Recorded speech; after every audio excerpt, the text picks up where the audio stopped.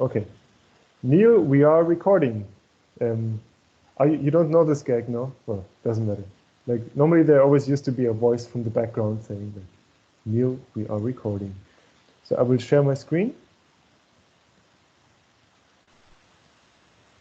Okay, I guess you can see yourself now. So as a quick example, I took the Antler chair, the wonderful sketch chair from Thiago Roque, and I took it into Fusion by going to Insert, Insert SVG, and then I get a sketch with all those parts.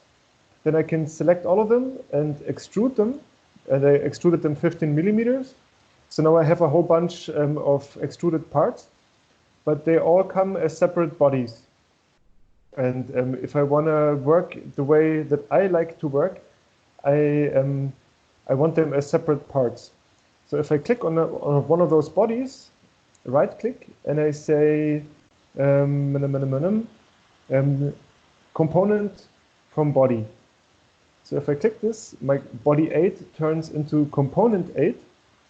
And then on component 8, I can right click and say save copy as, Kopie speichern unter. And then I just save it, and it will appear in my browser window. So you can see like that I have a separate file for each component. So depending on the way you work in Fusion, you might have one file with several components, or you might have each component as a separate file. I usually work with each component as a several file. This is your choice, and if you have them, if you have several components in one file, not separate files, I would recommend you to do the same that I just did, to just right-click and say copy as, and then it will create a separate file for each of your components. Then the next thing we need is our crude, our raw part. How do you call it? Like the Rohteil in German. So this is our wood, just the way we bought it from the store. And usually it's like 250, 125 by 255. And in this case, it's 15 millimeters thick. Okay. You're still following me, everybody, no?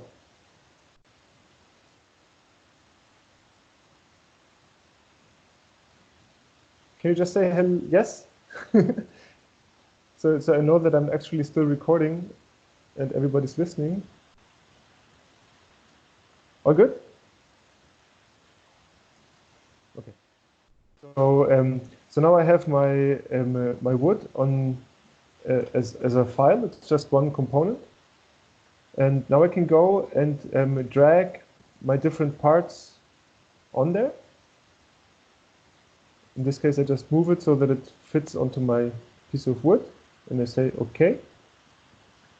Maybe double check if it's on the same height. So this one is not lower or higher, so it's OK. Just say OK. And let me take just one more, just for showing the principle. And of course, you can rotate it and move it any way you would like to. You could also use this fantastic program that I showed before for doing the nesting. So it automatically arranges your parts in an optimal way. And then you can just copy the same picture in Fusion. I haven't found a nesting algorithm in Fusion yet. I'm sure there is one somewhere. But yeah, let's just continue like this. So I can close this window. And now I'm ready to move to another workbench. Let me just move this one. Like if I realize that this one is too far at the corner, I can still go back and say move, rotate, and just move it a little bit further. Okay. And I made a little pocket on this one, so we don't just do cutouts, but also pockets. And yeah, but maybe let me show you one more thing first. So so this is one of my components, like the one where I made the little cutout. And it doesn't have the dog bones, which is a bummer. And normally I would have to like rework all the sketches for making the dog bones everywhere. But another trick is once you install this plugin, you get this dog bone icon here. You just click on the top surface and put the size of your mill and also the 0.2 offset. And you say OK. And it's going to calculate for a second. Or 2 or 3. And ta-da! Dog bones everywhere. Beautiful, no? Even for the pocket. So it's just one click and you have all the dog bones. Like, I used to spend a lot more effort for doing this. But yeah, so once you save it and you go back to your assembly, so to say, you click the little update thing and your component should update to reflect all the dog bones. Okay. So once we have this, we switch from construction to fabrication. Oh, let me just quickly delete this one. Okay. And first step is to click on the little folder icon on setup. And actually there's setups for all kinds of different processes, for like milling, for turning, for laser cutting, and for 3D printing. So for the moment we are in milling. And first thing first is to select our row tile. And where it says mode, you select from volume body. And I select the sheet of plywood. So it's here, it says body. Then I go back to setup. And here in Modellausrichtung, I choose Z-axis and X-axis. And on our milling machine, the origin is at the bottom right corner. So I will, and this is important, like we really have to all get this one right. If not, it's going to end up in chaos. So the first thing it wants me to select is the Z-axis. So I select this little edge. Then it wants the X-axis. And you remember the X-axis is the longer axis because the X is a bit bigger than the Y. So I choose this edge. And now it only now it only wants one spot. And I choose the bottom one. And this is important so we don't accidentally mill into our plate. And now I can say OK. And this Would it make a difference if you had picked the upper edge for the X? Don't pick the upper. I'm not sure. Just take the lower one. Mm-hmm. Actually, the direction is the same. It's a vector. In the end, it's a Einheitsvector, so it doesn't really make a difference. But yeah. Oh yeah, and I missed one thing, which is selecting my parts. So here where it says model, I click on my two parts with Shift, and I say OK. Yeah. Now setup is finished, and we can start making our two paths. So as a starter, let's make the cutout first. Like normally I would do the pockets first. Or maybe let's do a pocket. Why not? So I choose 2D pocket. And I only have one pocket here, which is this one. And actually I would like to select the lower contour. So I go to my models, and in the bodies, I quickly turn off the body of my sheet, and now I can just click on this face on the lower one. You could select the upper one also, but this just makes it a bit easier. Then of course I have to select a tool, so I click on choose a tool. I click on a new tool. I select an end mill, and I make it 6 millimeters. Like once we really start milling, you should put all those dimensions properly. But for simplicity, I will just change the diameter. So one more thing about that, Ferdi. When I just tried trial and error based to make my own setup, I found that there are some default machines already predefined. Is there anything that we could use of those, or do we really have to go step by step through every nook and cranny from this definition of the mill? It's not. It's like very quick to do. Like I will just show you the process now quickly, and then if you have any questions, like this is the easiest way I found so far. But actually now I remember that I forgot something, so I will quickly go back to construction. I go back here, and we haven't fixed our workpiece yet. And my favorite way of fixing our stock material is using screws.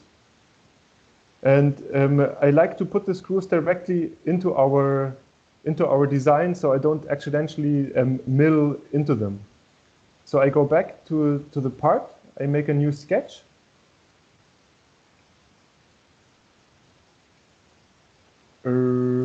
Yeah, so I register that the parts have moved. I go to the top view, and I will just draw a point for each of the screws I want to put. So here there's points, and in this case I would probably put a screw here, like probably one in each corner, and yeah, like this is just like symbolic. Like probably I would do it differently once we get to the machine. Yeah, let's just do it like this. And I finish my sketch, and I go back to the fabrication. And so now instead of milling, my first step will be to pre-drill the holes. So before cutting out our pieces, I usually just put the board on the table. I zero the machine on the bottom right corner. I put a 3 millimeter or a 2 millimeter drill bit into the machine, and I pre-drill the holes. The board is still loose. It's not fixed to the table at all, so you have to kind of be careful. But since the drilling just goes up and down, it's not a problem. It won't move. And so my first step would be drilling. Okay, so I choose my drill, and usually we use like 3 millimeter wood screws. And for those, I would need, actually I should choose a drill now, but yeah. And you usually pre-drill with like 80% of your tool size. So let's take 2 millimeter drill. And yeah, that's good enough. Okay. Another okay. And then in the next step, in geometry, I select, what? I should be able to select the points. So I just click on each one.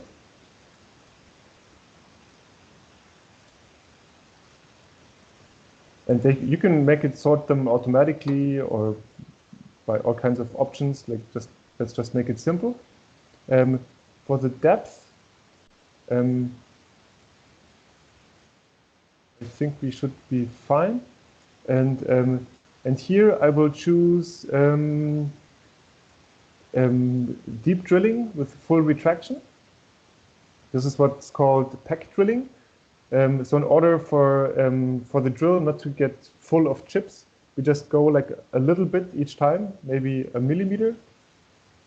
And then we pull it out again, and then we go until we reach the final depth. Okay, so once I have this, I should be able to simulate this.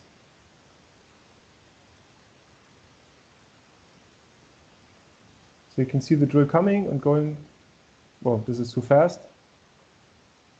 And let's reduce the speed a little bit.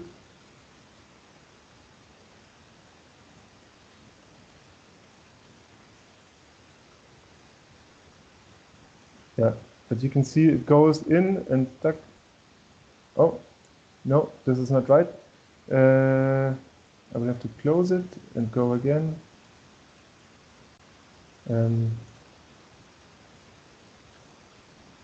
What's wrong? Verweilen, Verweilzeit, Einstieg. Ah.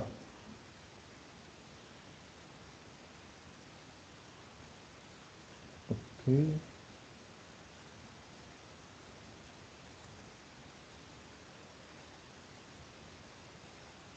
Oh yeah, we have to tell it how deep it goes. So it goes 15. So it should do it in several steps. Let's try again. Yeah, we don't actually have to go all the way to 15. We just want to leave a little mark. Oh, now it went in one go. Yeah, sorry, I'm a bit badly prepared, and this should just go. Yeah. Okay. Well, I will show you later how to do this properly. Like some of the pack drilling is not working the way I wanted to, but yeah, I'll fill in the details later. So then second step would be the 2D pocket. And so again, I will quickly turn off the body, select the bottom of my hole, and select my tool. And in this case, it's a 6mm flat end mill.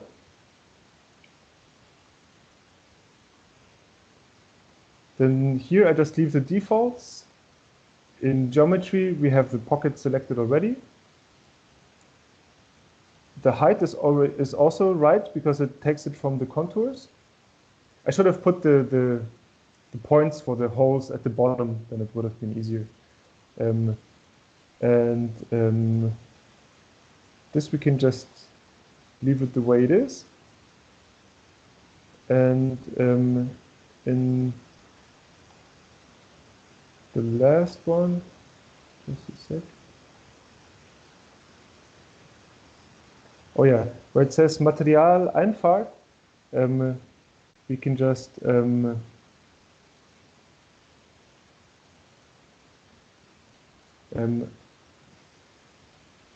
deselect it. We don't need this. Okay, and then we can make those smaller. And I forgot one, which is the Tiefenschnitte. Oh yeah, so here we select Tiefenschnitte, and yeah, the rule of thumb is about the thickness of your mill, which would be 6mm. But in this case, the pocket is not so deep. So I just leave I make it 3 so we see it a little bit better. And I say OK. And now it's generating the G-code. And once I click on simulate, we should see it milling this little pocket.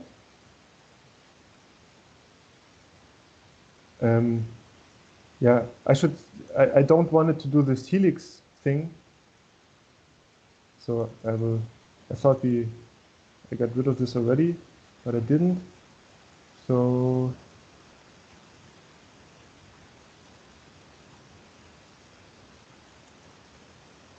where is it? Here, where it says Materialeinfahrt, we can just say eintauchen, so it plunges directly into the material. Okay, so this is our pocket. And next step, oh, now it's unhappy for some reason.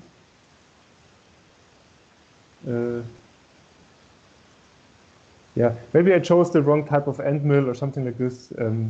Yeah, let's just quickly continue so it doesn't get so long, the video, and we can discuss all the little details later. So my next step would be to go to the 2D contour, and I select the lower side of my contour, if it lets me.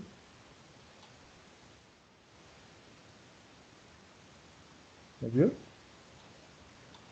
So I just clicked on the bottom face Oh, and I'm missing something here. I don't know why. So add those. Okay. Then again, we choose a 6mm end mill. And we choose Haltestege. We should have drawn some points along the line, because right now it makes tabs like every few centimeters or every 48 mm. If you make a sketch where you draw points on the line, you can select exactly where your tabs are. I make it 100 just so it goes a bit quicker.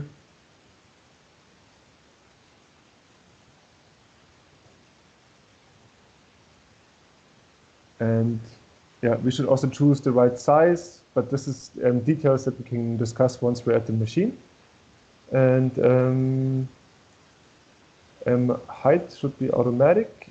And here we do the Tiefenschnitte again. And we do our 6mm. And let's just check this one. Yeah, this would be enough for like just seeing a preview. So it calculates a little bit. I should have disabled all the ramps and all the lead ins and lead outs, but you will get the idea. So it's still calculating.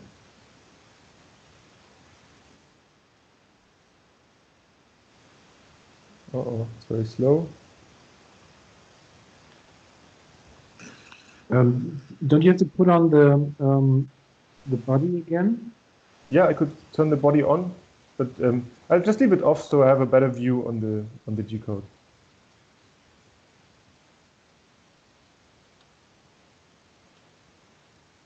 Any questions so far? Well, one thing maybe, I was wondering if all this is 2D pocket and a 2D contour, what would be a 3D? 3D is once you have like a surface that is like, let's say you want to, like for the molding and casting, we're going to mill something that is like a three-dimensional shape, like your face, or something that is like a mountain or a topology of a countryside. This is something where you would use 3D milling. Like what we're doing so far is mostly what we call 2.5D. Okay, now you can see the different paths of like going around. You can do a simulation. And you can see it cutting out, like on the first path, it just goes, how do you say, it doesn't go all the way through, it just goes, steps down the 6mm. And since it's 15, it should go 3 times because, yeah, so it's still not all the way through. And then it should do one last path where it keeps the little tabs attached so that our part doesn't move inside the raw part. Okay, and so once we have this, like I should have selected the same the contours for this part as well, but for the moment we just export it the way it is. So next step would be the post-process, and here we choose a Mach 3 mill. Like there's a lot of different post-processors. I think we might even have one specifically for the machine we're using. If we go to our wiki, I think I already put it in there, but it works fine with Mach 3. I tried it already, and it's very basic G-code, so it's not an issue. So if you go to this one, I think no, it's still missing. But I will soon update and put the post processor for our machine in there. But this is mostly relevant for stuff like tool changes and more complicated stuff. But I think 99% of the work you can do it just with using those simple functions. And the nitty-gritty details we can see once we're at the machine. Okay, I will stop the recording and then we can have another if you have more questions. Or do you think there might be something relevant for the video? Well, for my part, I think I'm good for the moment. I'll go through the steps on my own trial and error, as always. Yeah, okay. I think the trouble and the need for troubleshooting will come as I go along. Okay.